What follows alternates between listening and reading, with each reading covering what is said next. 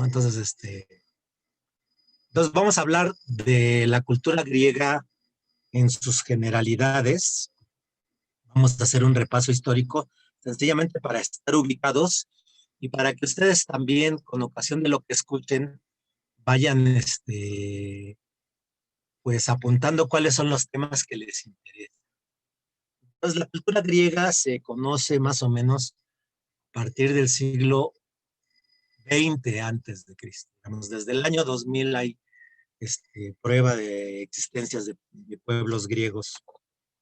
En el año 2000 más o menos, para que se ubiquen en la historia universal, supuestamente Abraham, el patriarca de los hebreos, dio de Ur de Caldea.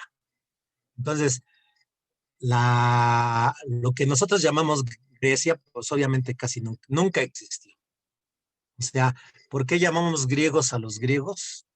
Porque supuestamente había un pueblito en la península itálica que los romanos conocían como Graequi.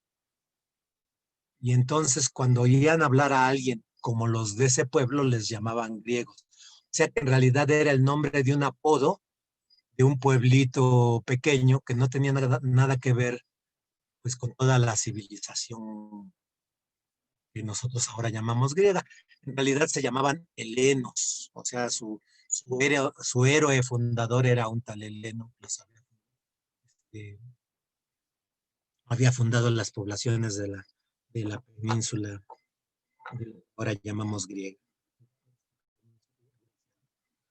Entonces, ahí viene el falso nombre que finalmente nadie se los va a quitar, o sea, les vamos a seguir llamando griegos a los griegos. Adelante, claro que podemos llamar helenos. Eh, en esos años, nosotros no tenemos noticia de la cultura probablemente griega como tal, sino hasta la literatura homérica. Hay un libro que se llama Héroes Míticos, de un autor que se llama este, Robin Fox Lane, que se llama Viajeros Míticos, y él hace una reconstrucción de lo que era la cultura griega antes de la escritura, y claro, la escritura se refiere a las obras homéricas, y esa reconstrucción de la cultura griega está hecha basada en la cerámica que encuentra la arqueología. Entonces, la cerámica que encuentra la arqueología nos habla de que los griegos tenían una ciudad que se llamaba Lefkandi, que producía cerámica que exportaba hacia el oriente. Y había derrotas, o sea, derrotas es como un puesto de descanso, ¿no?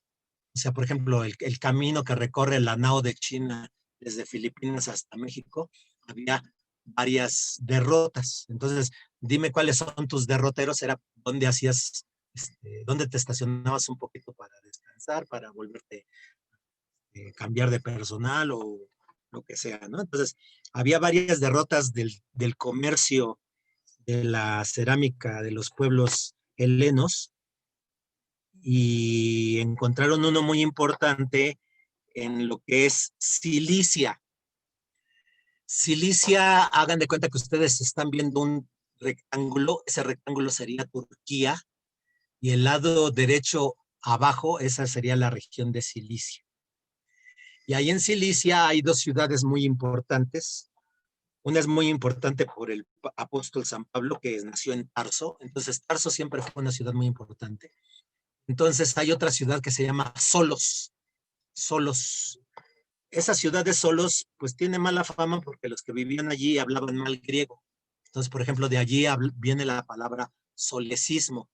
O sea, un solecismo es si yo hablo mal español, o sea, los errores gramaticales de concordancia, ¿no? O sea, si yo digo, mi equipo es bien buena, ¿no? O sea, los errores de concordancia se conocen como solecismos. Se conocen como solecismos por la población de Solos.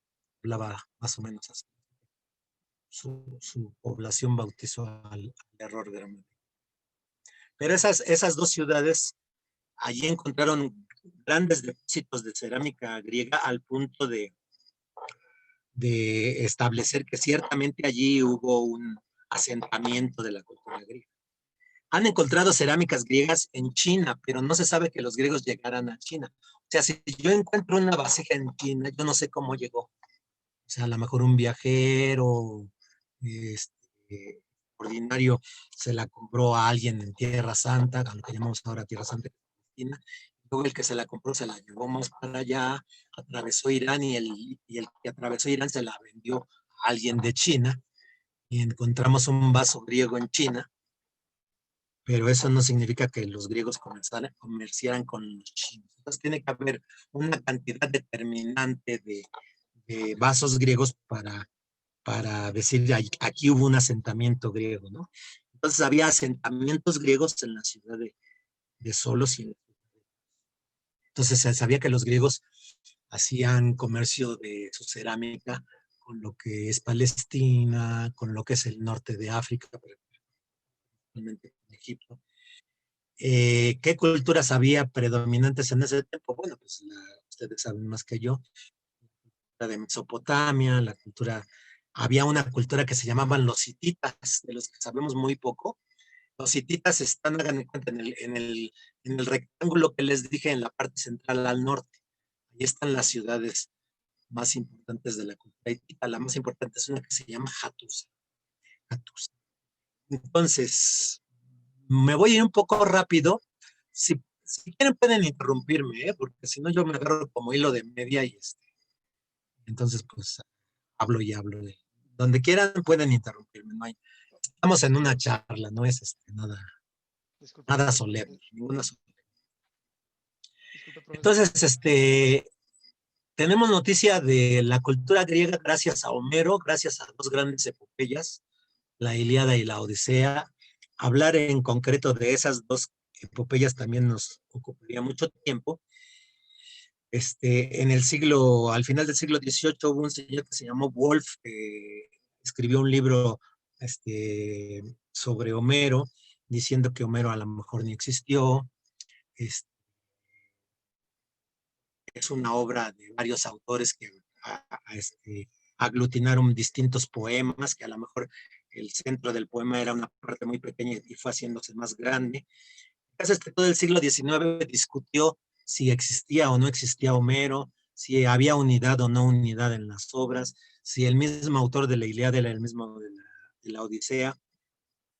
Y ahí estaban discutiendo hasta que llegó un comerciante que se llamó Henry Schliemann. Henry Schliemann, que era un apasionado de la Ilíada y de la Odisea también, un alemán. Hay un libro pequeño del Fondo de Cultura Económica de los Breviarios que se llama El Toro de Minos. Se los recomiendo, es una obra muy amable, parece una película de Indiana Jones, platica muy bonito la historia. Y entonces él descubre lo que se conoce ahora como Troya, o sea, en una colina que estaba en una montaña que se llama ahora Hisarlik. Esa montaña de Hisarlik, en el rectángulo que les digo que es Turquía, estaría ubicada en el lado izquierdo del rectángulo hasta arriba. Entonces era una ciudad comercial que se supone que controlaba el comercio de todo el mar Egeo hacia el mar Negro, hacia el mar Negro. Porque la cultura griega, bueno, lo que llamamos cultura griega, también se estableció desde muy temprano, solo que de esa se habla muy poco, pero hay que tenerla en cuenta, alrededor del Mar Negro. Toda esa cultura eran griegos también. O sea, había un Apolo que había venido del norte y era cultura griega, toda esa. Entonces, normalmente cuando hablamos de Grecia, por razones históricas, nuestros relatos se centran en Atenas, pero en realidad la cultura griega viene más atrás. Pero los testimonios escritos que tenemos son los primeros, las obras homéricas. Entonces, con el descubrimiento de Schliemann, las obras de Homero regresaron a la historia. O sea, lo que todos pensaron que era un mero cuento de la literatura, una invención literaria, quedaron impugnados por la arqueología. Después de Schliemann vino un señor inglés que se llama Arthur Evans y él ayudó a descubrir Knossos. Knossos es la ciudad más importante en la isla de Creta. Entonces, en la isla de Creta son los restos de la cultura que llamamos nosotros griega más antigua, la cultura minoica. Recibe el nombre a partir de la mitología. En realidad no sabemos ni cómo se llamaba. O sea, no se conservan documentos.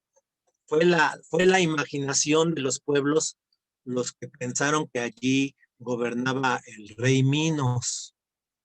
Y cuando vieron los fundamentos de los castillos de la ciudad de Nosos, o sea, de las fortalezas, pensaban que eran los corredores del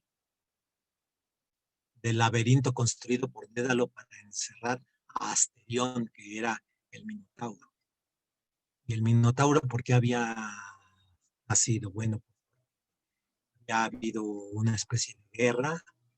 El rey Minos le prometió a Poseidón, muchos decimos Poseidón, pero Poseidón, había prometido a Poseidón ofrecerle un toro que era muy hermoso. Entonces Poseidón le ayudó, pero el rey Minos le dio pena matar al toro.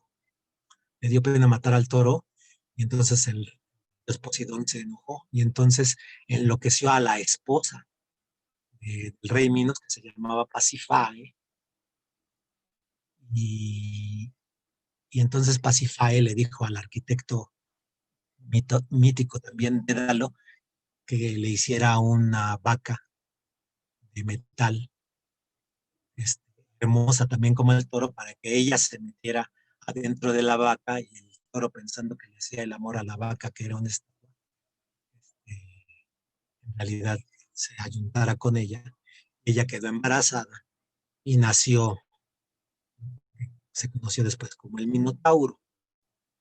Esta historia es importante porque siglos después la aparente ciencia concibió el ser humano como una semilla que depositaba el hombre en el útero de la mujer, y esa semilla era un hombre completo que iba a desarrollarse según se ubicara en el útero de la mujer. Hay un fragmento del filósofo,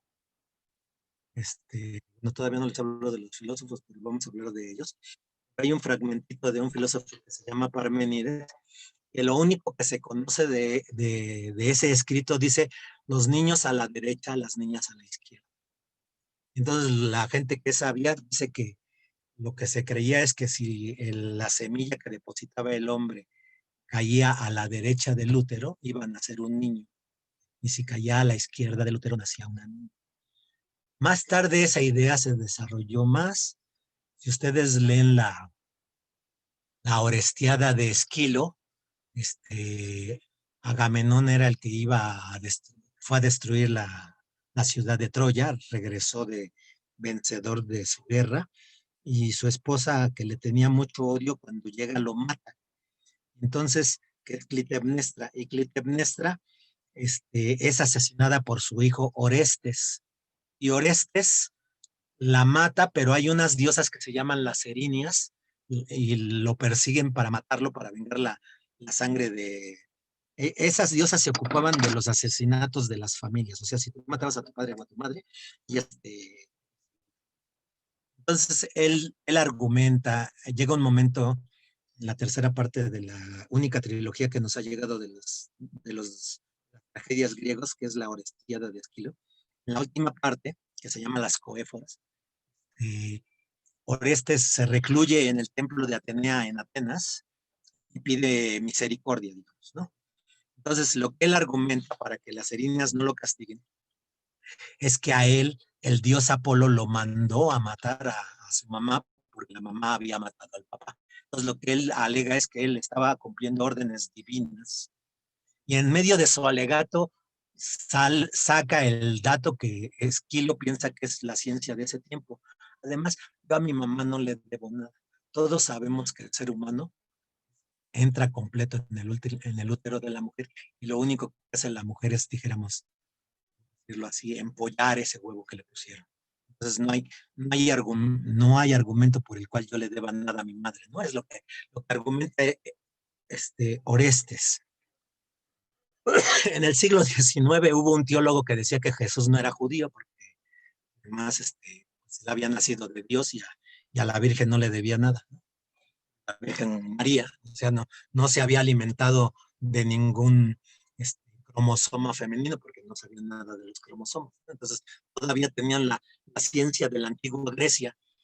Pero es interesante el cuento del Minotauro, porque el Minotauro nos cuenta que el mito tenía conocimientos científicos, de que también la mujer aportaba información genética para los nacimientos, pero esa información se pierde cuando no sabemos leer mitos. Les voy a poner otro ejemplo. Hubo un titán como Dios que se conoce como Prometeo, lo amarraron a una piedra porque Zeus se enojó, eso también está narrado por Esquilo. Zeus se enojó porque Prometeo le dio el fuego al hombre, y entonces lo castigó del otro lado del mar Negro, en el Cáucaso, lo amarraron a una piedra, y entonces todos los días venía un águila a comerle el hígado. Entonces, ¿qué sabía el griego antiguo? El griego, que el hígado se reproducía. O sea, si tu hermano se enfermó de hepatitis, tú le puedes donar la mitad de tu hígado y te va a crecer la mitad que le donaste. Eso ya lo sabían los griegos, porque el águila no le comía el estómago, no le comía el pulmón, o no le comía los ojos. Le comía el hígado porque se volvía a regenerar diario. Entonces, eso nos habla como que los griegos tenían ese conocimiento. Y bueno, hay otros ejemplos, no me detengo más de eso, pero eso nos habla de que hay una manera correcta y una incorrecta de leer los mitos, ¿no? De eso también hablaremos después. Me voy un poquito. Bueno, entonces, Schliemann, gracias a su descubrimiento de Troya, regresa a Troya a la historia, pero hay un problema porque lo que él descubre pues son piedras y no hay ningún testimonio escrito en esas piedras que diga, París estuvo aquí, Aquiles estuvo aquí, esta ciudad se llama Troya, o sea, no existe ningún testimonio escrito. Entonces, cuando la arqueología no tiene documentos, permanece muda, digamos. Entonces, la atribución de que esa ciudad es Troya, pues es un poco gratuita. Se encontraron unos documentos en la ciudad de Hattusa, la de los hititas, con ciertas palabras, porque luego encuentran una piedra con una palabra, ¿me entienden? O sea, es una investigación muy difícil. Entonces, encontraron la palabra milaguasa. Milaguasa, bueno, ellos dicen, se parece a la palabra Mileto. La palabra Ajayagua, pues son los saqueos, pero son como, no son gratuitas, o sea, esto que estoy caricaturizando en realidad lo hace gente muy sabia, que saben fonética, entonces saben qué cambios han tenido las letras y los fonemas y llegan a esas conclusiones. Encontraron una que sí se parece mucho, es Alexandro. Pues debe ser Alejandro. Encontraron a Alexandro, pues debe ser el príncipe Alejandro, París Alejandro, el que se robó a Elena. Entonces, hay indicios de que efectivamente la cultura hitita tuvo contacto con la segunda cultura, lo que ahora llamamos Grecia, que son los, la cultura micénica. O sea, la primera cultura, ya les hablé, es la minoica. La cultura minoica vino a menos por una explosión de un volcán. Si ustedes tienen una buena lana, un día van de viaje a las islas griegas, van a la isla de Santorini. Esa isla se llamaba Tera en aquel tiempo. Entonces, en realidad esa isla era un volcán. En la cumbre de esa ciudad, de esa isla, están pintados unos frescos, unos murales, que pintan una ciudad con muchos barcos. Lo que indica es que esa ciudad tenía mucho comercio. Entonces parece ser que la cultura minoica tenía comercio. Acuérdense que la cultura minoica está en la isla de Creta. Nos vamos a desconectar y nos van a volver a conectar, ¿o cómo? Es que no alcancé a leer. Sí, pasó algo, ¿verdad? No, es que estoy Bueno, es que grabando. como que me avisaron algo, pero no alcancé a leer. Claro, lo que tiene es como, ¿cómo se llama? Que por estar aquí conectados, no hay límite de tiempo, o sea, que vamos a Qué seguir bueno, qué bueno. continuando. Es que me apareció Oigan, el anuncio antes y de, como no alcancé a leer que decía, dije que va a acabar. ¿les puedo preguntar algo antes de Bueno, comenzar? entonces la cultura minoica tenía contacto con Egipto, tenía contacto con Palestina y tenía contacto con lo que serían los hititas. Allí se encontraron piezas de decoración, se encontraron una fortaleza, se encontraron los castillos, los fundamentos de fortalezas que después dijeron que les digo que esos fundamentos a lo mejor eran el laberinto que construyó Dédalo, en realidad son los cimientos de la fortaleza. No se encontraron armas, entonces piensan que era una sociedad pacífica. Se encontraron unas piezas, unos sellos de diosas a las que veneran otras 3 mujeres o a veces un hombre también venera a una diosa. Entonces se pensaba que esa cultura minoica era un matriarcado, que siempre las figuras veneradas que se encontraron en esos sellos eran mujeres o eran diosas. Y entonces hay unos frescos muy bonitos, si googlean Nosos Doc- sí, Doctor, perdón que lo interrumpa. Me comenta Ricardo que él que si no lo escuchó, que le intentó preguntar algo, pero no, lo que que si pasa no es lo que ni los escucha. veo y como les digo que interrúmpanme, porque yo Ah, estoy a hablando, ver, estoy Ricardo, hablando, como me tengo que concentrar para decirles lo que estoy, no, ni voltear la pantalla. O sea, a ver, nada más para. Ricardo, ¿puedes hablar? ¿Habla? tiene que, Es que me tiene que comenta que abrir quería su preguntar micrófono. algo. A ver tu micrófono, Ricardo. A ver, déjame, me está escribiendo. Otra cosa, Sí, pregunta. ¿Cómo comparto esto a Facebook? Es lo que no quería tengo la saber. menor idea. No, No, le decía yo a Raúl que yo soy analfabeto cibernético, entonces nada de eso manejo, a ver. perdonen. Dice, bueno, me dice Ricardo, porque, a ver, prende el micrófono y Ricardo, pero me dice, ¿me puedes repetir el nombre del libro de los míticos, héroes míticos? Le pregunta Ricardo. Viajeros míticos. Y Ricardo Viajeros es míticos. Robin Lane Fox, exactamente, ese es el autor, está publicado en Cátedra. Viajeros míticos se llama. Entonces es como el testimonio de la cultura griega antes de que hubiera escritura basado en la cerámica. Entonces es muy interesante. Bueno, entonces la cultura minoica se entiende que es pacífica, se entiende que es matriarcal, se acabó por la explosión de un volcán y luego vino la cultura micénica. La cultura micénica, la ciudad de Micenas está allá en la península del Peloponeso.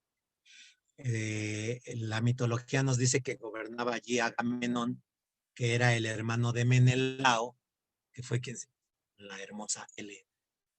Y entonces vino París Alejandro de Troya, se robó a la esposa de Menelao y todos los griegos se unieron en una expedición para ir a recuperar a la hermosa Helena, ¿no? Eso es más o menos.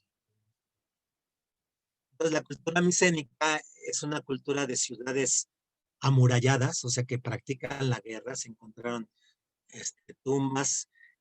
Schliemann encontró la tumba con unos esqueletos que tenían unas máscaras de oro y le llamó la máscara de Agamenón. Lo que no sabía Schliemann es que esa máscara de oro en realidad era mucho más antigua que la cultura de Agamenón.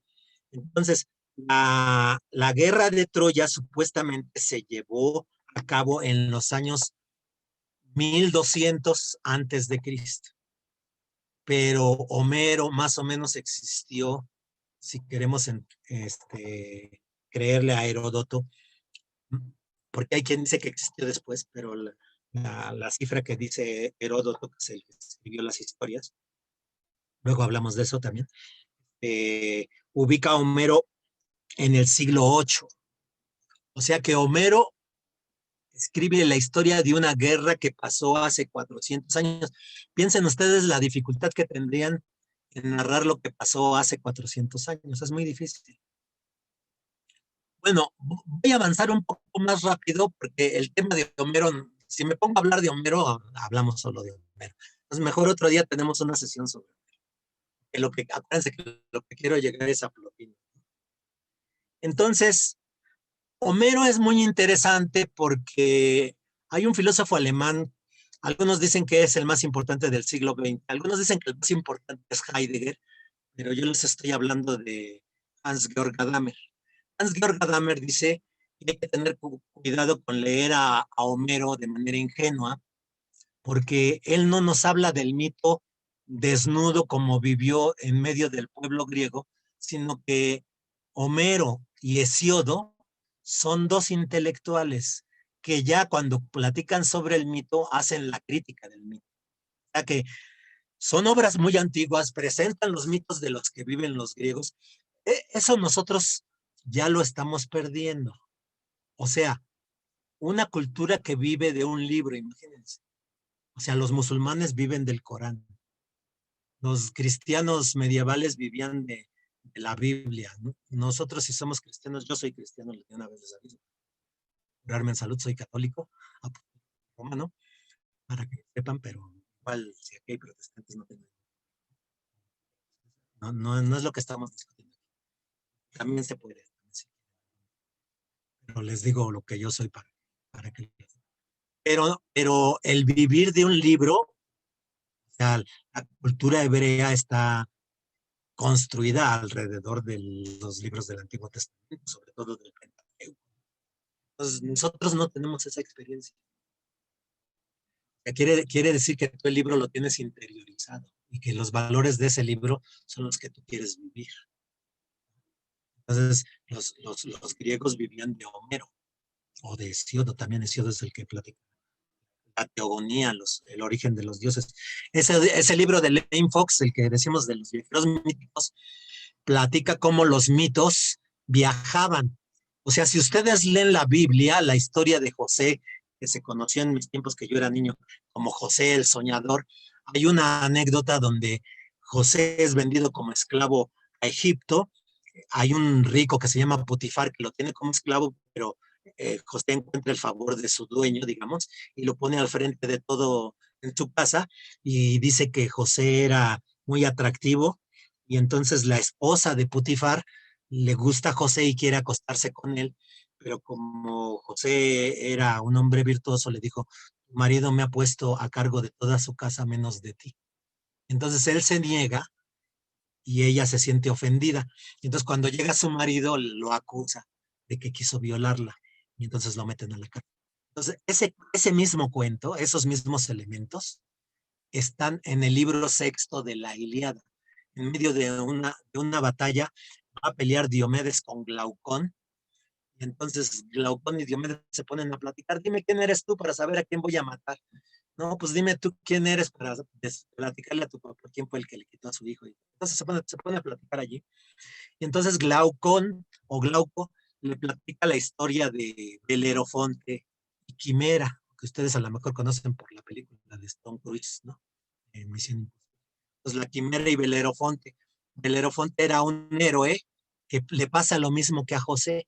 Era guapísimo, la esposa del huésped que un día le dio alojamiento a Belerofonte, le gusta, se quiere acostar con él se niega, y entonces ella lo acusa de que quiso abusar de ella, y entonces le dice, mátalo. Entonces él no lo quiere matar, y lo manda con, no hay testimonio de que haya escritura en tiempos de Homero.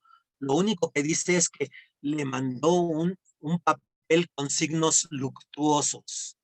O sea, hagan de cuenta como en las caricaturas de antes que ponían un frasco con una calavera, entonces ya todos sabían que era veneno, ¿no? Entonces, le manda una carta a él mismo con signos luctuosos para que vaya de mensajero con otro rey, para que el otro rey lo mate.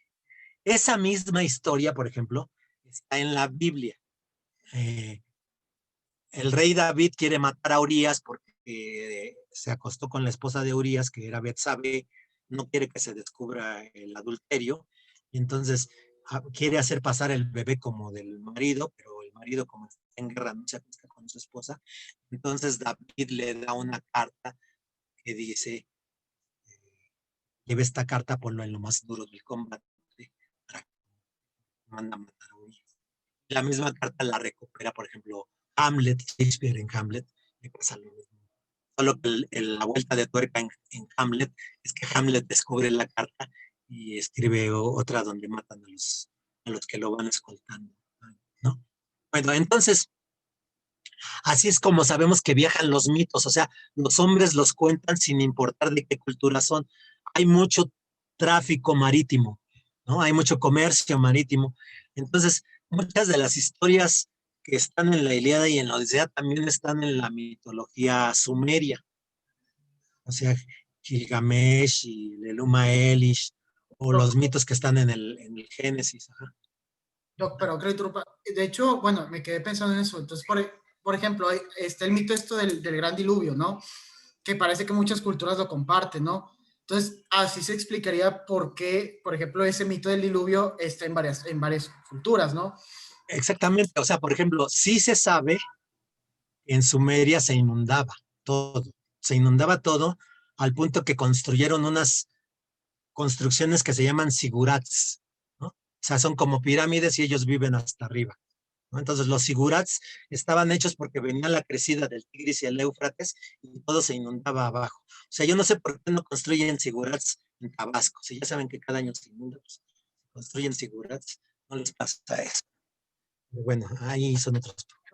Tengo una pregunta, Sí. pero cuando se comienzan a trasladar los mitos, ¿son solo las imágenes o los valores del mito los que se copia, o los dos? Se adaptan al público que los va a contar.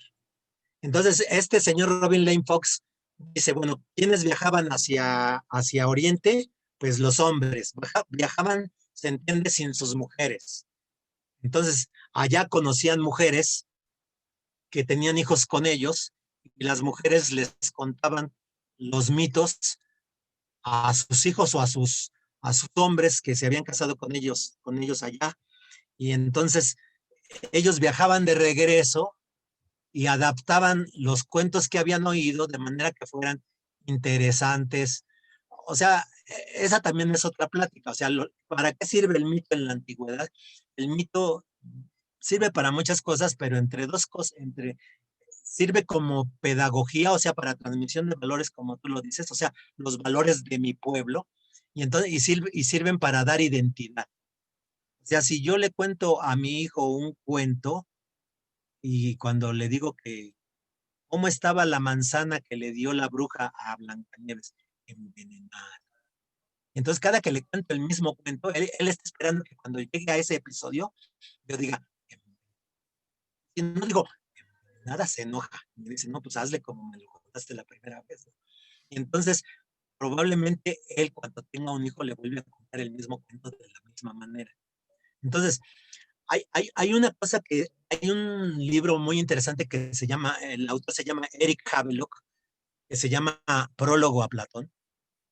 Y entonces, él habla cómo la Ilíada y la Odisea son enciclopedias tribales.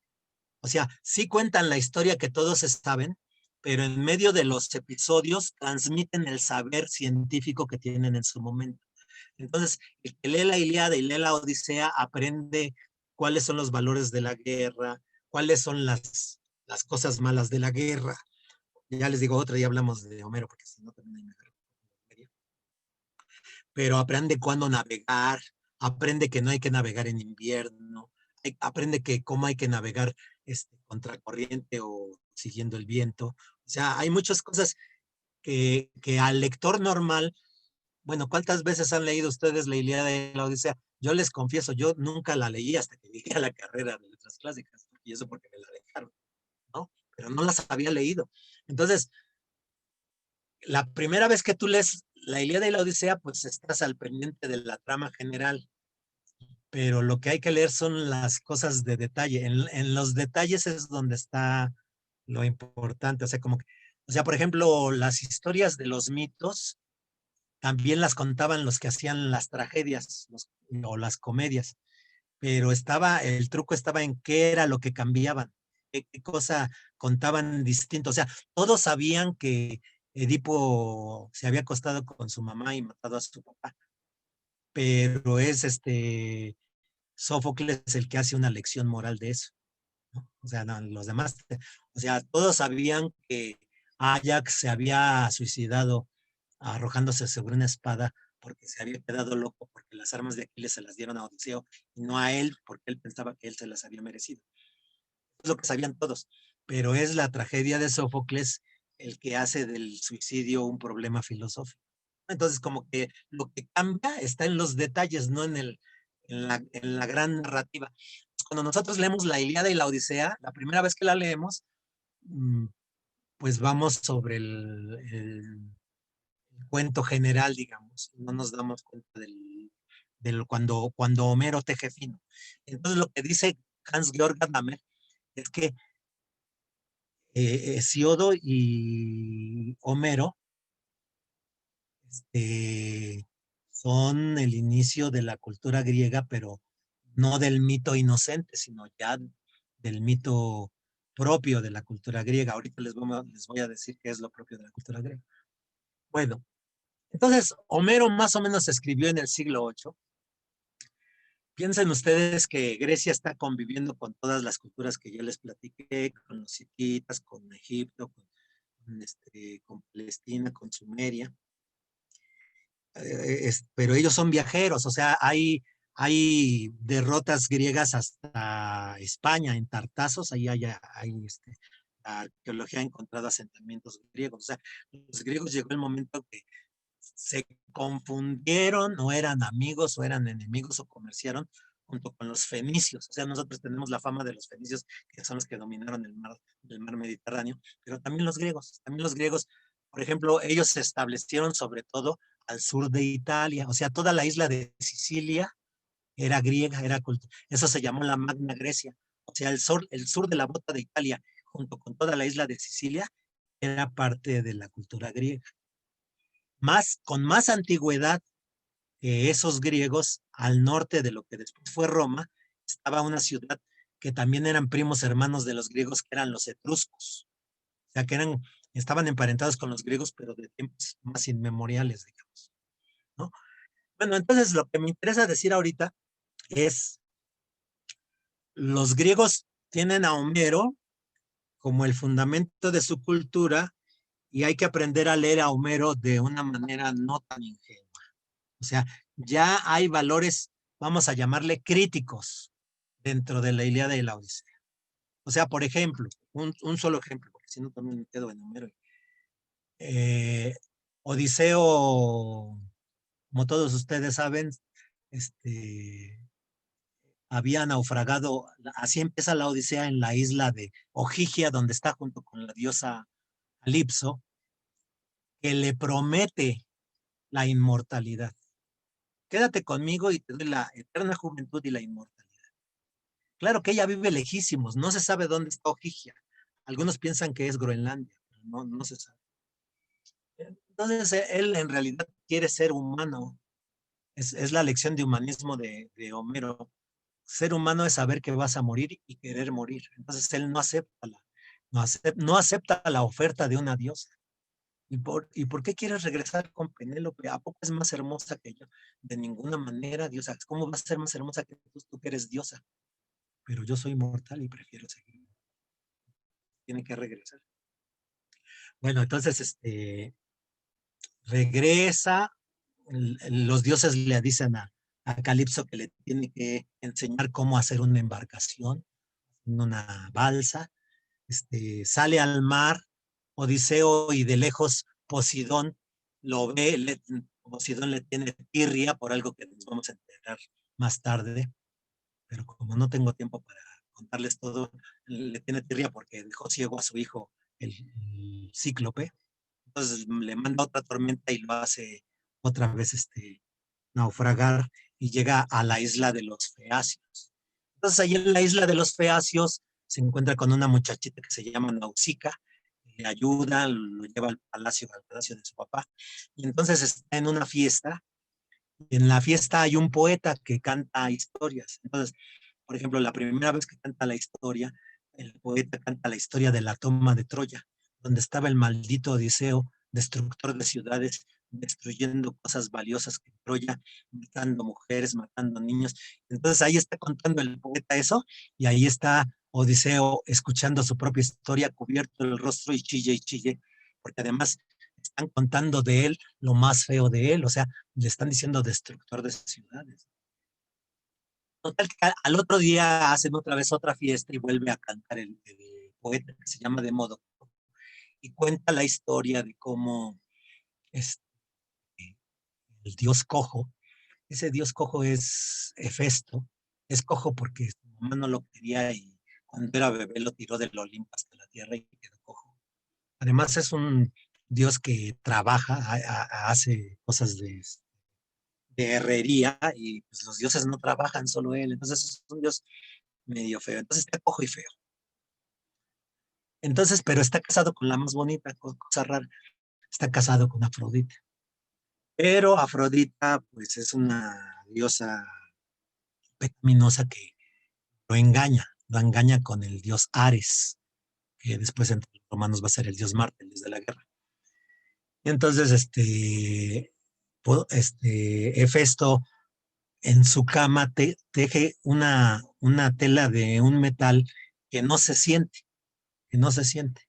Entonces le dice a su esposa, ya me voy, voy a una fiesta porque me van a hacer un sacrificio los pobladores de allá. ¿Y qué? ¿Cuánto te vas a tardar mi vida aquí para estarte esperando? No, pues me voy a tardar 3 días. Y entonces, tan pronto se va él, va con Ares. No, pues tenemos 3 días para disfrutar. Entonces se van a la cama de ella y obviamente Hefesto no había ido a ninguna fiesta y los atrapa en la red que había tejido y manda a llamar a todos los dioses para que vean que los sorprendió en flagrante adulterio. Entonces, miren cómo está esta mujer que me está engañando, ya no tengo ya ningún deber con ella, me quiero zafar de ella, ¿no? O sea, porque la belleza cansa, la de José José. Y y entonces Hermes, que está chiquito, le da un codazo a Apolo. Dice, ya quisiera yo haber sido atrapado como Ares en los brazos de Afrodita. Entonces todos los dioses se ríen. Entonces, esta escena nos habla de una religión donde los dioses se ríen, de una anécdota donde los hombres junto con los dioses se pueden reír de los dioses. O sea, eso no había aparecido en el horizonte de la humanidad. O sea, el dios del Sinaí había aparecido grande, fuerte y terrible.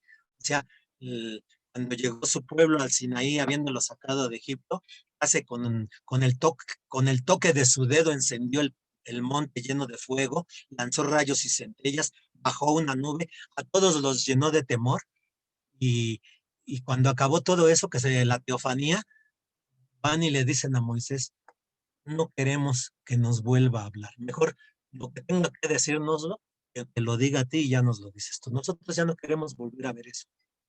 Entonces, hay dos factores importantes en la religión. Uno es lo tremendo y otro es lo fascinante. Lo tremendo es lo que el poder divino puede hacer para aplastarte en tanto humano. O sea, nuestra vida está en sus manos y se puede poner a aplaudir. Y el otro lado de la religión es lo fascinante. O sea, uno quiere subir a la montaña, uno se siente atraído a mejorar su vida y conocer a Dios, digamos, ¿no? Entonces uno quiere ascender, lo atractivo, ¿no? O sea, estaba Moisés y vio una cosa rara ahí en el campo, que estaba un arbusto y estaba encendido de fuego, pero el arbusto no se quemaba, ¿no? Pues a ver, me acerco. Entonces, la curiosidad hacia lo fascinante.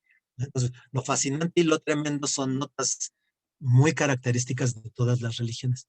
Esas notas características también están en Grecia, pero también están criticadas en Grecia. En este episodio que les platiqué de Hefesto y de Afrodita y de Ares, ya se nota que los griegos podían hacer chistes sobre esos dioses. Entonces ya hay crítica. Bueno, está el otro poeta, todavía no salgo de allí y no sé cómo voy a llegar a Plotino.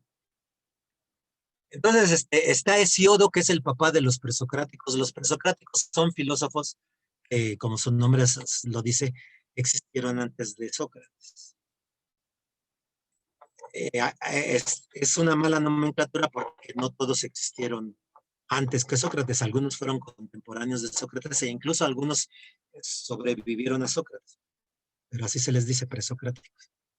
Entonces, una cosa pasó en el mundo rara.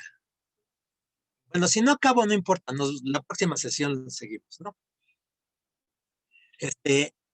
El siglo VI a nivel mundial, vamos a decirlo, de las civilizaciones que están alrededor del Mediterráneo, fue como un boom cultural. O sea, los judíos regresaron de su exilio. O sea, los judíos pues tienen su historia como se las cuentan, ¿no? Entonces, la historia como se las cuentan los judíos la pudieron escuchar más o menos completa después de que regresaron del exilio de Babilonia. O sea, ¿qué pasó? Les dije que en el año 2000 también salió Abraham de Ur de Caldea. Luego tuvo un hijo a pesar de que él era viejo y estéril y que se llamó Isaac. Luego ya cuando se murió su mamá, para consolarse, él se casó con Rebeca. Y luego con Rebeca tuvo 2 hijos, que fue Jacob y Esaú. Entonces ya les podría contar la historia de Esaú, que también es como otra epopeya. Es otra epopeya contada de otra manera.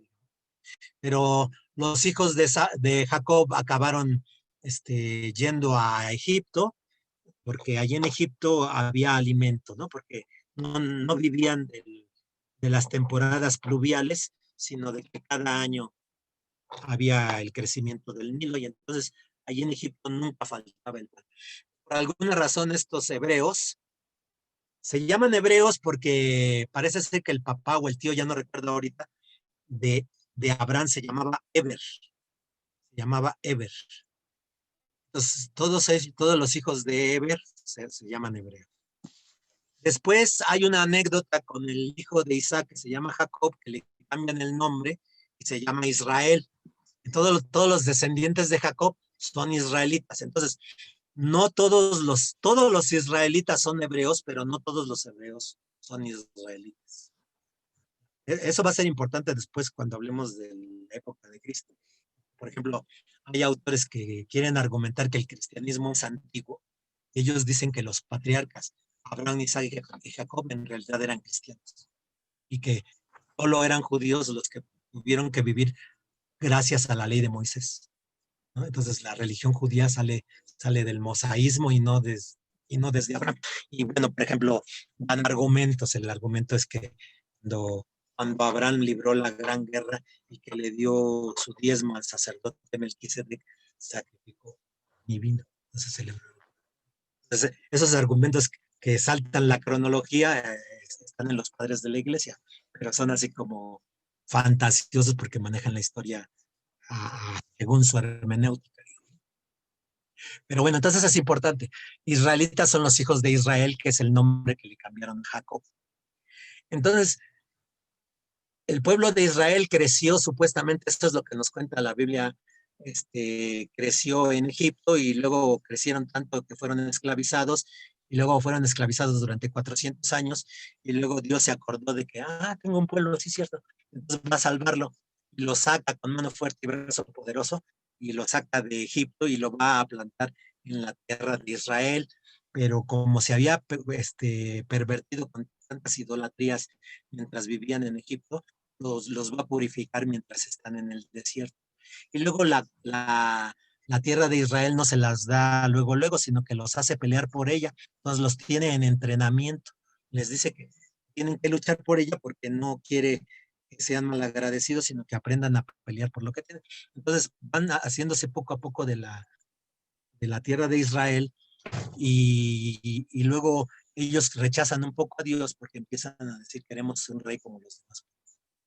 Entonces ya no me quieren a mí como su rey, les dice Dios, no, ya no queremos ser como los demás.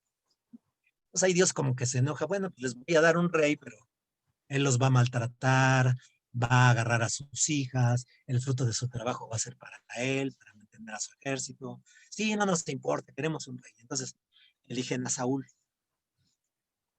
Otro día también les cuento toda la historia de la Biblia, pero lo que les quiero decir es que estamos en el año 1000 más o menos, cuando después de Saúl viene el rey David. Entonces ya con el rey David, que es el que pacifica toda la zona, gana todas las guerras y somete a todos sus enemigos, empieza a haber un aparato burocrático, que probablemente es el que empieza a poner por escrito todas las historias que se contaban entre ellos, de padres a hijos. Uno había tenido un himno, el himno que cantó Moisés cuando atravesaron el Mar Rojo y vieron sacrificados a todos los egipcios y muertos en el mar, y en el mar caballo y caballero. Entonces los tiene allí vencidos. Entonces a lo mejor alguien escribió ese himno y lo cantaban en las fiestas cuando celebraban la Pascua. Ah, bueno, pero ahora lo ponen por escrito porque ya tienen el aparato para empezar a reunir sus historias. Cuentan sus historias de tal manera tan mal que luego en la misma Biblia aparecen los libros de las crónicas, que son como un corrigendum de los libros de los reyes. O sea, lo que no contaron los otros. Entonces van juntando las historias y cuentan las historias de distinta manera. Entonces hay una familia que se sabe la historia de la creación del mundo de una manera, del hombre, y otra familia que se sabe la misma historia de otra manera. Rechazan una, no, ponen las dos. O sea, aglutinan todo. El gran momento de composición de la Biblia se da porque, bueno, entonces tuvieron como rey a Saúl, luego a David, luego a Salomón. Salomón hizo, según lo que nos cuenta la Biblia, que también hay problemas porque no hay la arqueología que apoye lo que cuenta la Biblia. Ahí encuentran de repente una piedra que dice David, pero no hay más cosas. El documento de todo eso es la Sagrada Escritura. Entonces hay gente que pues, no quiere leer como documento con la Sagrada Escritura porque está, vamos a decir, dicen ellos, viciados de la fe de Israel. O sea, son textos manipulados para los que quisieron educar de esa manera a sus hijos. Bueno, de eso podemos hablar en otras ocasiones, pero es muy importante. Salomón estableció conexiones con todo el mundo. Él manda a traer, por ejemplo, caballos de los hititas. O sea, importa a su ejército caballos de allá de Turquía, porque acá en Palestina no había. Entonces, hace esas cosas. La Biblia interpreta eso de que luego Salomón empezó a adorar a los dioses de sus esposas, porque la hija del faraón se casó con una hija de un árabe, se casó con una hija de un hitita. Entonces tuvo muchas mujeres, parece ser que 600 esposas y 400 concubinas, ya no me acuerdo. Entonces empezó a adorar a los dioses de las esposas. Y bueno, esa es lo que nos cuenta la historia contada desde Israel. Esa historia que les estoy contando la cuentan ellos mismos en los libros de los profetas. Pero a lo que voy es que entonces, cuando se muere Salomón, la interpretación de los judíos mismos es que Dios, para castigar la idolatría de Salomón, separa a las tribus de Israel y deja 10 en el norte y 2 en el sur, o 3 en el sur y 9 en el norte. O sea, en el norte, la parte del norte de las tribus de Israel, que son los nombres de los hijos de Jacob o de Israel, son 9 tribus.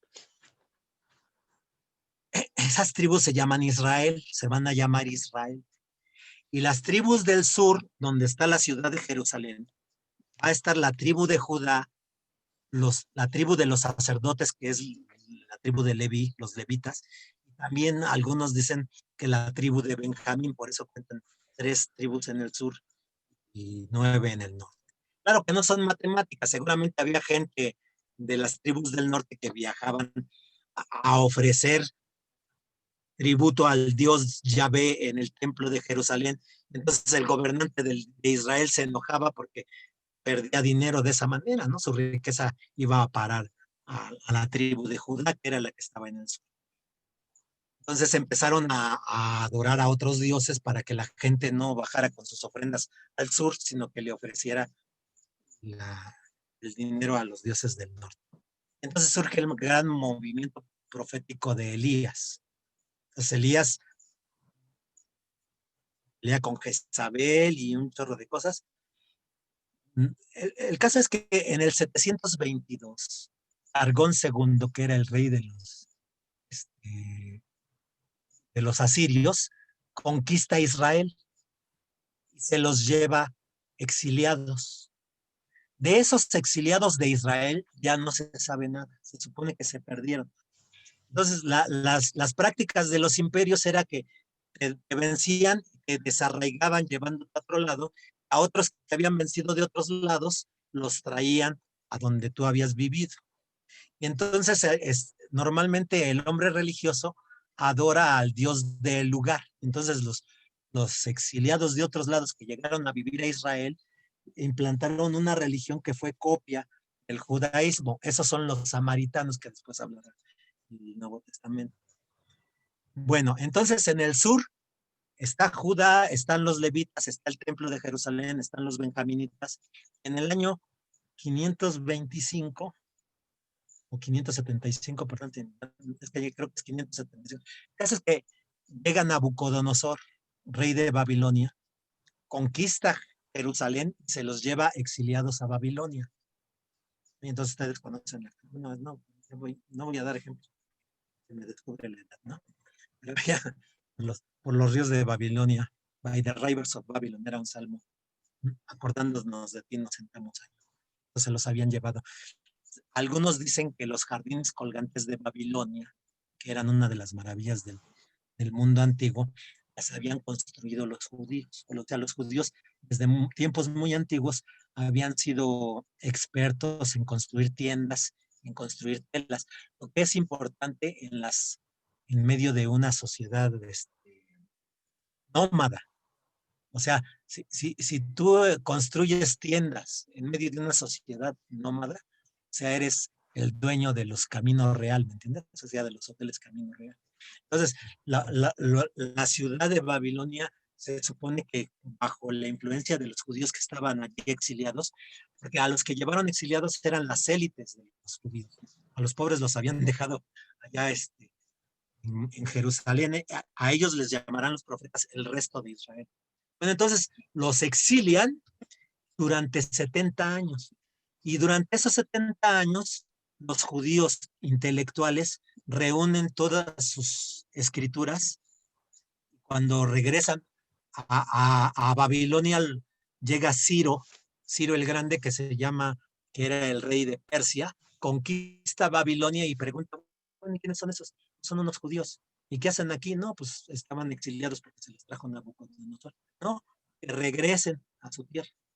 Entonces regresan a la tierra y era muy difícil que los judíos quisieran regresar a Jerusalén. O sea, tú piensas a un judío que está muy bien establecido en Nueva York. O sea, ¿para qué quiere regresar a Palestina, a un programa, ¿cómo se llaman? Los kibbutz. No, si acá tengo mi departamento en la Quinta Avenida. Entonces, muchos no querían regresar, pero es el trabajo de los profetas, de Isaías sobre todo. Les digan, vengan porque Dios ha cumplido su palabra, nos va a reunir desde todo el mundo y nos va a dar de nuevo nuestra tierra. Y no es suficiente, Israel, que hayas regresado a tu tierra, ahora tienes que ser luz para todas las naciones. Entonces empieza el universalismo judío, o sea, el movimiento universalista judío con los textos de Ezequiel, de Isaías, menos de Jeremías. Jeremías es una triste historia, luego se las cuento. Ahí empieza un universalismo, o sea, Israel no estás hecho para ti mismo, estás hecho en función de las demás naciones. Te verán los reyes, príncipes de la tierra se inclinarán, elegido como alianza a las naciones. Entonces, es ese pueblo que regresa el que organiza las Santas Escrituras. O sea, si ustedes leen el libro de la Biblia de Esdras y Nehemías, allí les platican cómo fue la reconstrucción de Jerusalén. Entonces, leen un pedazo de la escritura, la gente ya no entiende porque se la leen en hebreo y lo que ellos hablan es arameo, que era como la lengua franca del imperio persa. Entonces, entonces les leen en hebreo y les traducen, y ellos al entender lloraban de alegría, y entonces les dicen, no, es necesario que no lloren, es día de fiesta. que todos saquen su comida y si ven a alguien que no tiene comida, comparten. Entonces hacen una gran fiesta, pero después de eso estamos hablando de una gran consonancia entre lo que está pasando en el mundo en el siglo sexto. O sea, quizás más importantes que lo que nosotros conocemos de los filósofos presocráticos son los libros de los profetas hebreos. Y son más importantes en el sentido de que tenemos textos de corrido, porque de los presocráticos tenemos fragmentos, algunos más importantes que otros. En fin. Bueno, son 10:30, o sea que llevo 1 hora hablando. Voy a hablar otra media hora y ahí le paramos, ¿no? O sea, para que descansen tantito. Porque si no, yo sigo hablando, pero Doc, sí. nada más para saber, antes de que usted comience, no sé si aquí hay muchos chicos que están haciendo preguntas por el chat, pero sería mejor que si gustan hacerlas de una vez por vía micrófono. Bueno, por la vía de micrófono, ¿me escuchan? ¿Me escuchan bien? Bueno, hasta ahorita te escuché ya mejor. La cosa es que yo no sé ni dónde está el micrófono de esta computadora y ni tengo micrófono. Pero bueno, voy a hablar, no sé si más lejos me oigo mejor, porque luego me dicen. No sé si antes, yo sí tengo preguntas, pero no sé ustedes. Antes No, de que... ¿qué les parece si me detengo aquí tantito y vamos a las preguntas? Y después regreso. Sí. Pero bueno, ¿quién tiene ¿Alguien preguntas? quiere? Yo tengo una. ¿Sí? ¿Sí me escucha?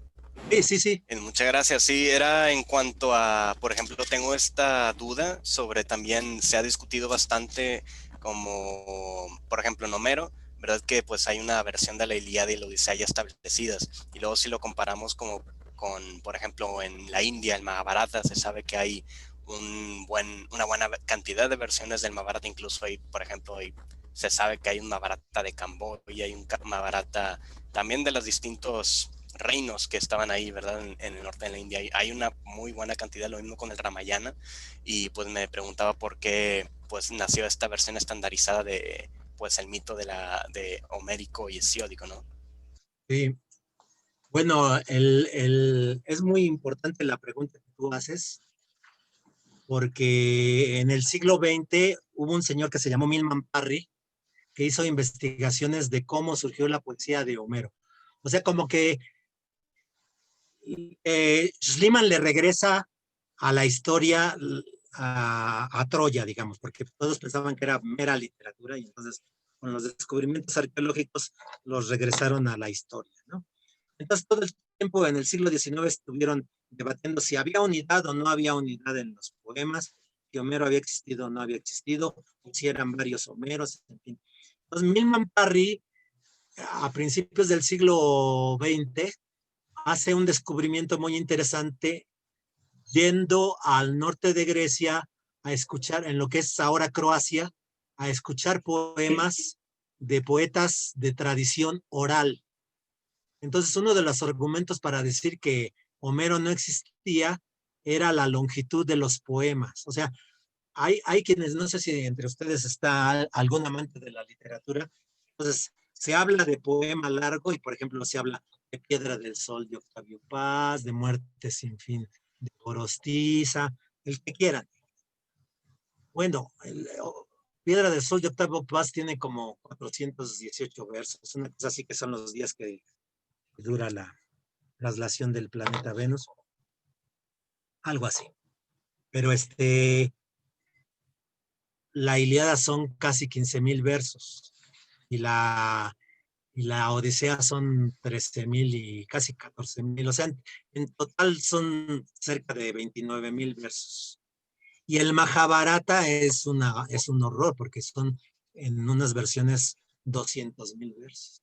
Entonces decía, ¿cómo podía hacer la obra de un poema teniendo esa longitud, ¿no?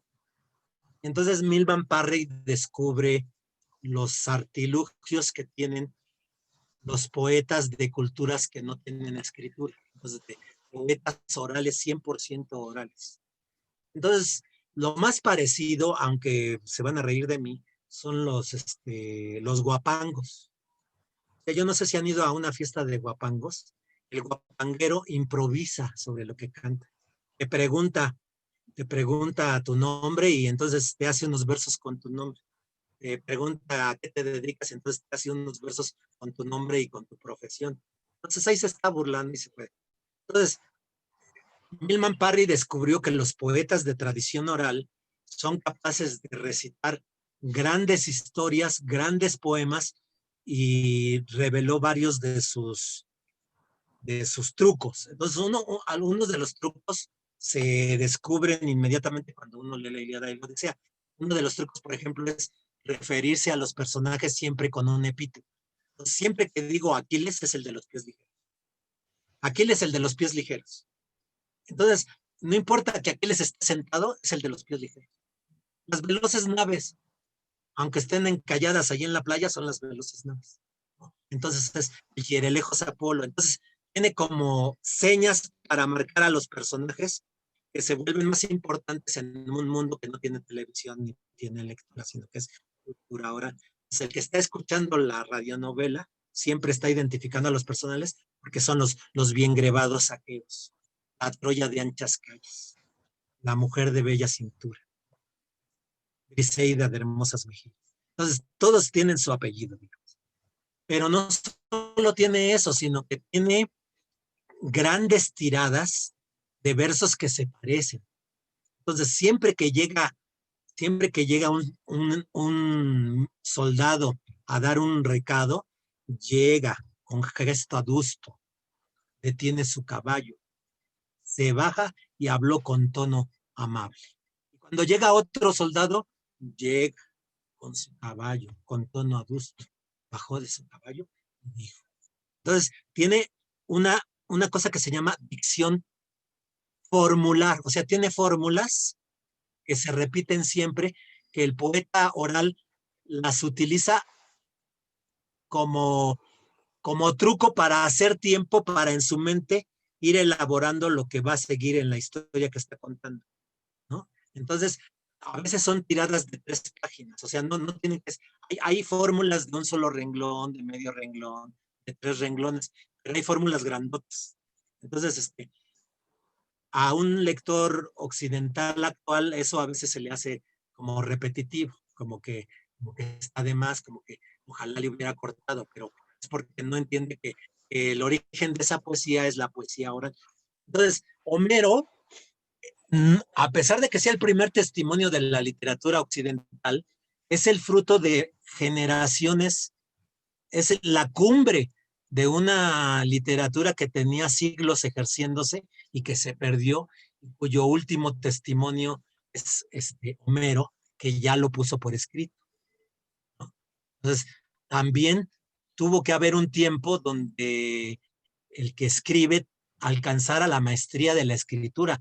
Entonces, la obra homérica, aunque es muy antigua, en lo absoluto es una obra primitiva, si se entiende por primitiva, mal hecha o de ensayo. No. O sea, con la Ilíada y la Odisea tenemos unos grandes poemas de la ingeniería poética que tiene fácilmente 2000 siglos de tradición, perdón, 2000 años de tradición atrás de él, ¿no? O sea, de entrada está contando la historia de lo que pasó en el año 1200 y él está 400 años. Entonces, por lo menos tiene 400 años de estar ensayando la fórmula del hexámetro, que no se aburra a la gente, porque va a contar una historia pues, que va a ser larga. Tiene que tener trucos. Por ejemplo, un truco del poeta oral es hacer preguntas. ¿Y qué fue lo que pasó entonces? Entonces todos están así. Que ya sepan qué es lo que pasó. Entonces, pero son maneras de relanzar la atención del público. Entonces, es una poesía que está muy al pendiente del público. Entonces, se cree, según la tradición, que esa poesía oral fue mandada a ponerse por escrito en tiempos de Pisístrato. Hay una obra de Platón que se llama El Hipias Mayor, donde dice que uno de los hijos de Pisístrato decidió dividir los poemas en 24 para que fueran recitados en las Panateneas. Es Cicerón el que nos da la noticia de que Pisístrato fue el primero que las mandó a poner por escrito. Entonces, ese hecho de que fueron mandadas a poner por escrito, no quiere decir que no haya habido otras versiones de carácter oral, pero que se fueron perdiendo, por eso. Y luego está el gran trabajo de filología de los bibliotecarios de la Biblioteca de Alejandría. El más importante es uno que se llama Aristarco. En el siglo III fijaron el texto de Homero. Entonces eso también impidió que hubiera más versiones. O sea, gracias a la edición de Aristarco se fijó el texto, que era lo que más o menos preguntabas. Entonces, sí se sabe, por ejemplo, a veces Aristóteles cita un texto de Homero y no coincide con la versión que nosotros tenemos. Entonces, sabemos que él estaba leyendo otra versión, pero todas esas versiones se perdieron porque la que se conservó fue más o menos la que fijó Aristarco, que era bibliotecario en la Biblioteca de Alejandría durante los Ptolomeos, ¿no? Entonces, eso fue lo que llevó a la estandarización de la versión de la Ilíada y la Odisea. ¿Qué pasó con el Ramayana? Gracias. Y de nada. ¿Alguien más tiene otra pregunta o comentario?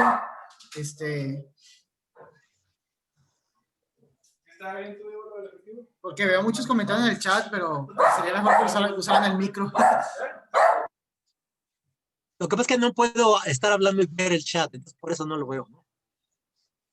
Profe, Sí, profe, yo tengo un comentario. sí.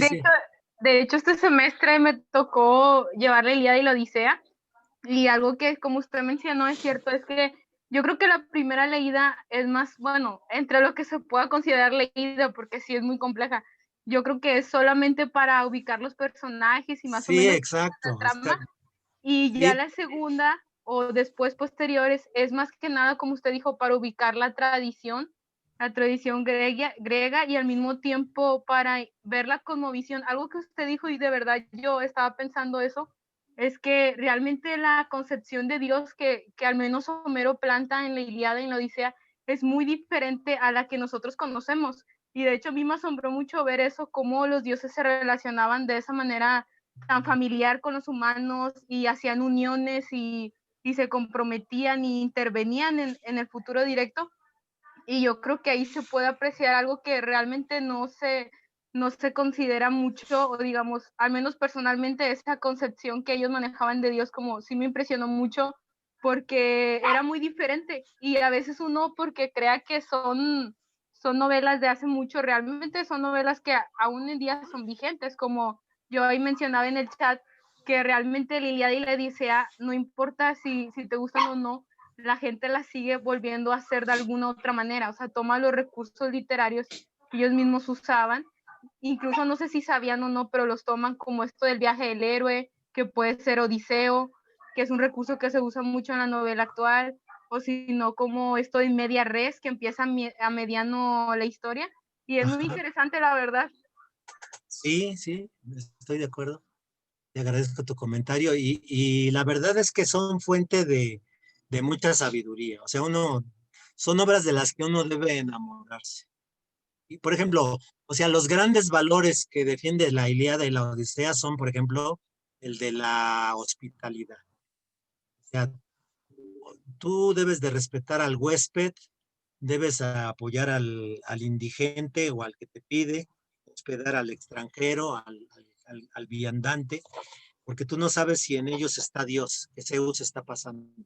Y Dios castiga a quien no respeta la hospitalidad. O sea, cuando Odiseo llega a la isla donde está el cíclope, le dice, bueno, pues dame los dones del huésped. Y le dice, no, yo no le tengo que rendir honor a Zeus. Mi papá es el Poseidón y el único favor que te voy a dar es comerte al último. Ese es mi favor de huésped que te voy a dar. Entonces, está muy castigado el que tú trates mal al extranjero y al indigente y al que va de paso. Y el otro gran valor de la Ilíada y la Odisea es la vida humana. O sea, en la Ilíada es la conciencia de que la vida humana es breve, entonces no vale la pena la guerra.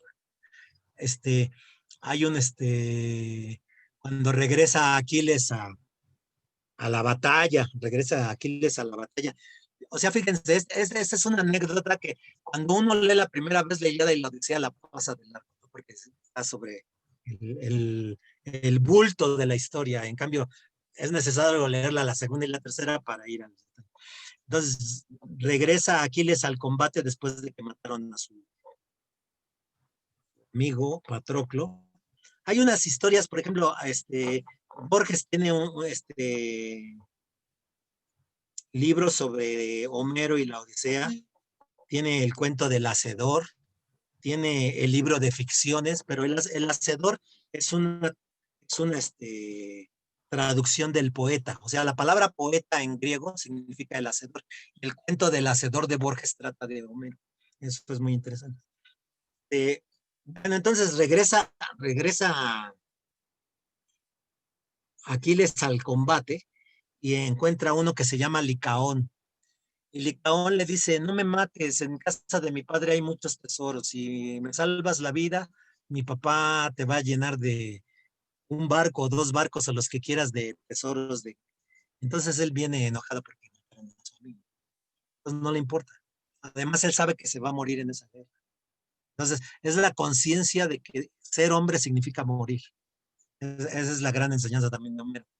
O sea, no es Heidegger el que dice el ser es para la muerte en el siglo XX. Ya Homero lo sabía. Y le dice Aquiles a Licaón, murió también Patroclo, que con mucho era mejor que tú. Y yo que soy hijo de diosa, también voy a morir. No, no chilles porque vas a llorar. Y pata que le ensarta la lanza, ¿no? Entonces son episodios casi hasta cinematográficos, pero como dices, ¿cómo te llamabas? Perdón, Santiago, ¿no? Santiago Trujillo. Es justo allí donde está el valor de la Ilíada y la Odisea.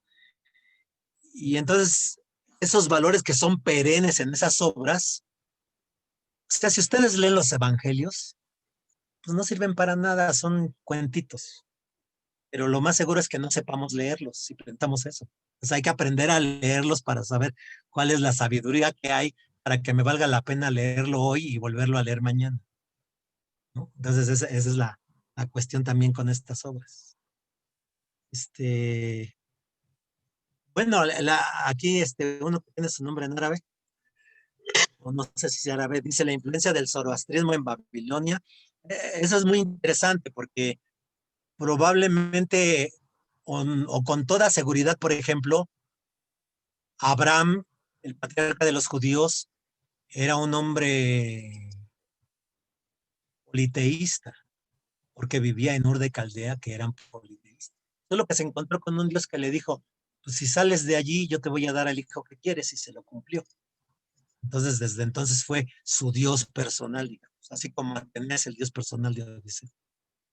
Y luego cuando el pueblo de Israel sale de Egipto, dice, yo soy el Dios Yahvé el que te sacó de Egipto. Entonces, soy el Señor de los señores, el Dios de los dioses. Todos los pueblos tienen su Dios, yo voy a ser el tuyo. Entonces, ni siquiera les exige que no les revela que Él es el único. Yo voy a ser el tuyo. Si tú eres fiel a mí, yo te voy a defender en tus guerras. Entonces, cada que me seas fiel, vas a vencer en tus batallas. Cada que me seas infiel, vas a perder en tus batallas. El libro de los jueces es lo que enseña. Cada que el pueblo de Israel está con Dios, cada que lo traiciona por cualquier cosa, pierde. Entonces eso es lo que aprende leyendo el libro de los jueces. Pero ¿qué es lo que aprende? Entonces, vamos a decirle así, con todo respeto lo digo, pero no me vayan a acusar de otra cosa. La mitología bíblica también tiene su narración. Mitología no significa que sea falso, sino que las verdades están contadas de esta manera, ¿no? Con cuentos, con narraciones, con historias. Entonces, hay verdades teológicas que no son verdades históricas. Entonces, nada nos hace, si llega un arqueólogo, no, pues es que el pueblo de Israel en realidad eran 5 pelagatos que salieron de Egipto. Pues sí, a lo mejor eso dice la arqueología, pero no es el objetivo del libro escrito que nos quedó. Hay una verdad teológica que se diferencia de la verdad arqueológica o de la verdad histórica. Entonces, la narración es muy interesante lo que dice la influencia del zoroastrismo. El zoroastrismo sugiere que hay dos principios, el del bien y el del mal. Pero a pesar de que hay dos principios, en el fondo, todos esperan que el que gane la batalla final sea el bien. Entonces, aún veladamente, el zoroastrismo es también un monoteísmo. Entonces, el pueblo de Israel, durante su historia, está contando la historia del Dios que lo sacó de Egipto. Esa es su gran verdad. Tú podrás decirme lo que quieras, pero yo la verdad estoy aquí junto al Jordán porque Dios me trajo, ¿no? Esa es la verdad del israelita. Bueno, les había yo dicho que los babilonios llegaron, se hicieron de Judá, de Jerusalén, se llevaron a los judíos, ellos son los judíos porque son los descendientes de la tribu de Judá. Los del norte eran los israelitas.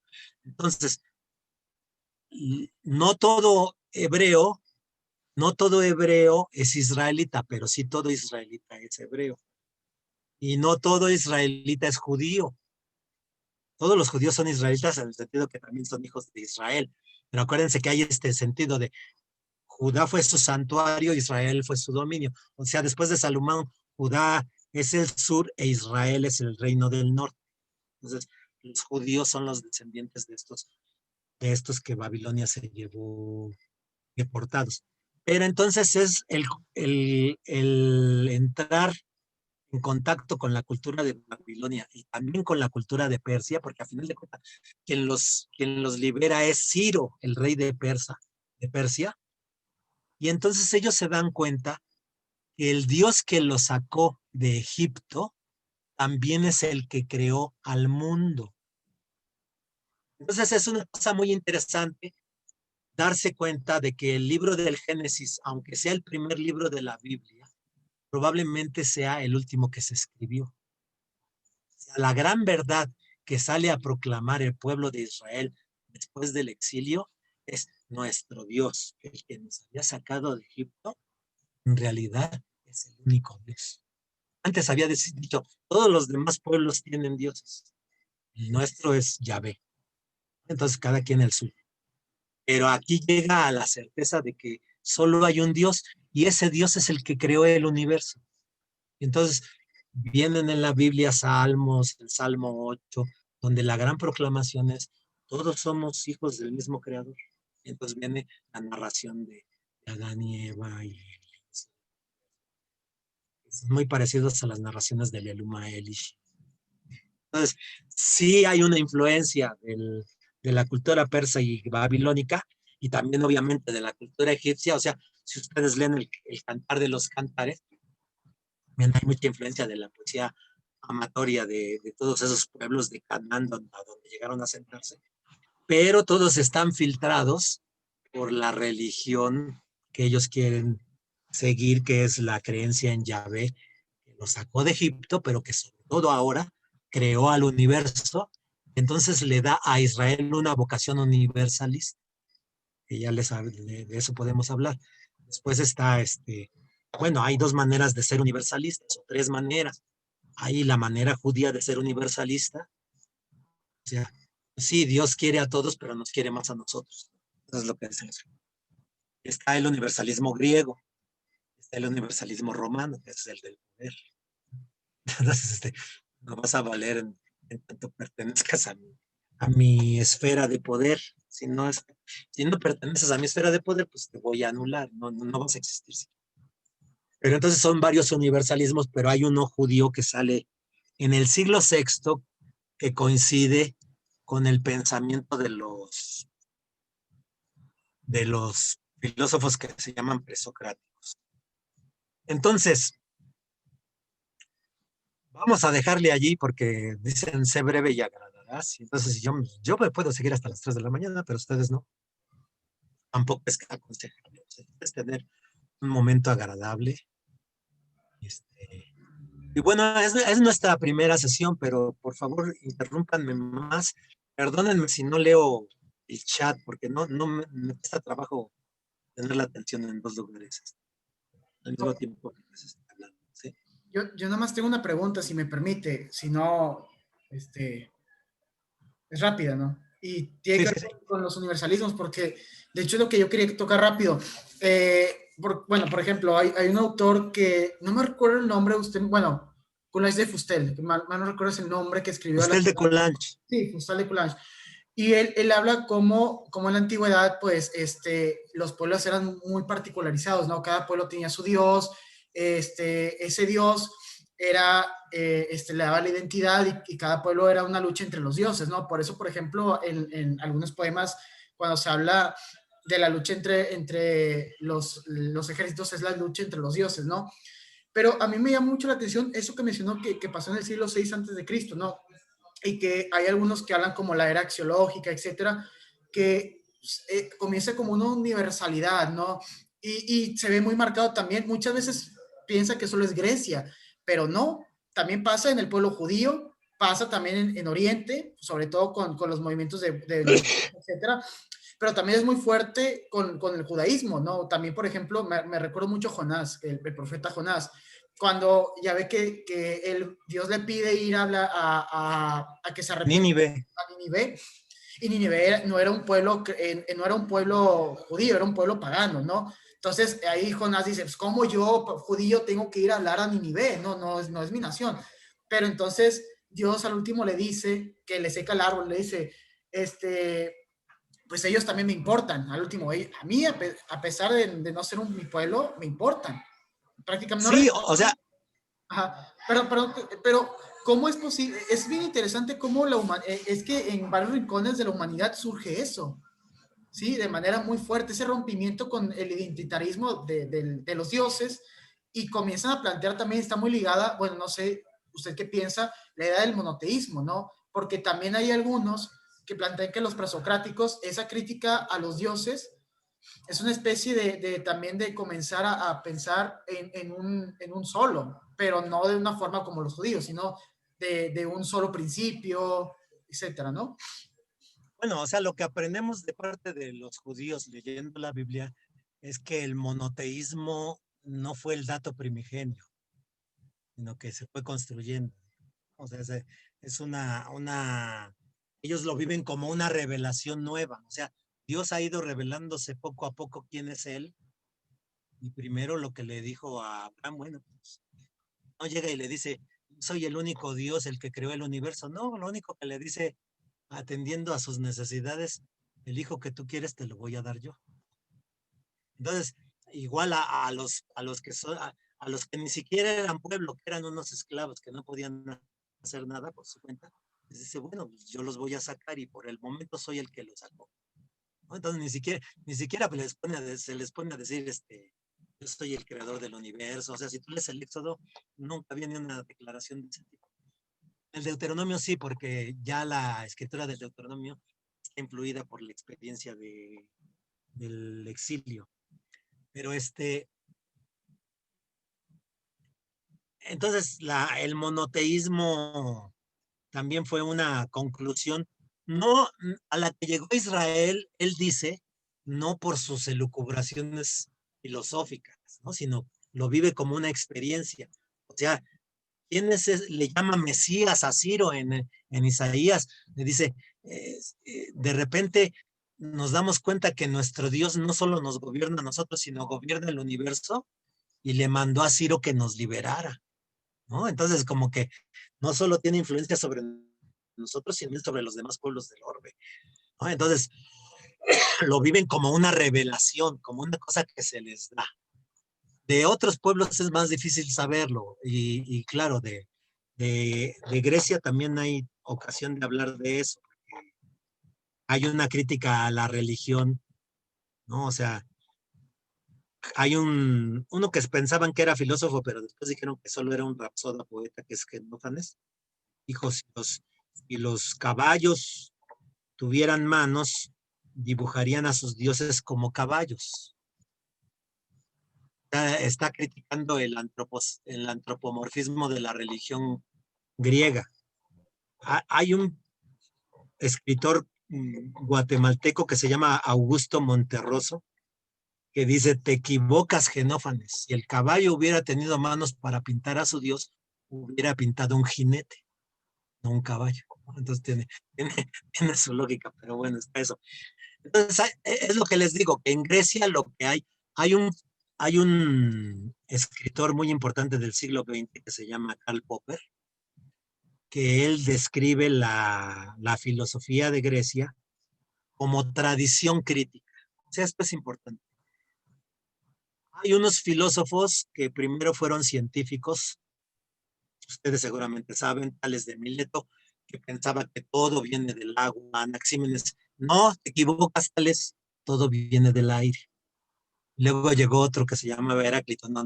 Si el principio tiene que ser algo así como el fuego, tiene que ser fuego.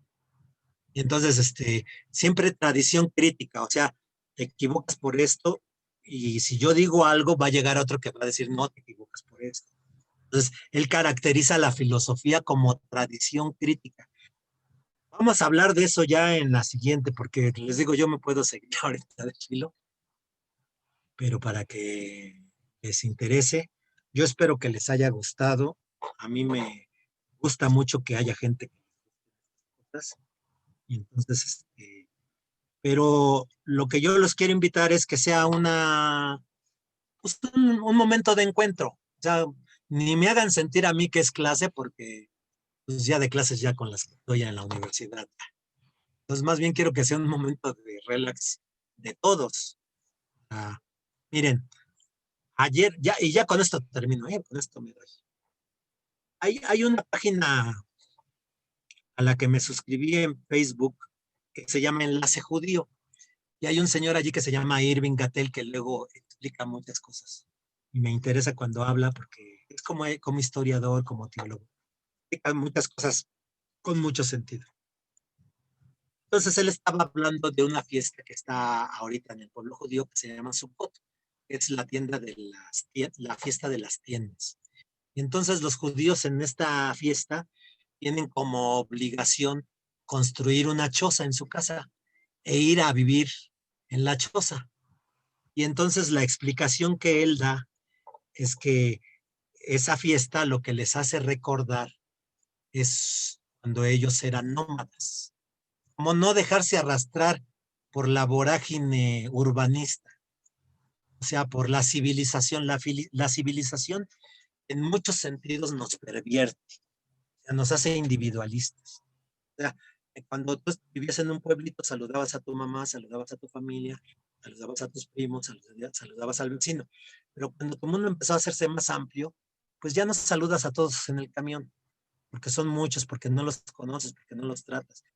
Yo vivo en un edificio de 8 pisos, pues hay muchos vecinos, ni de vista conozco, a uno sí, y luego, pues aunque los reconozco de vista que son de mi edificio, pues no los saludo.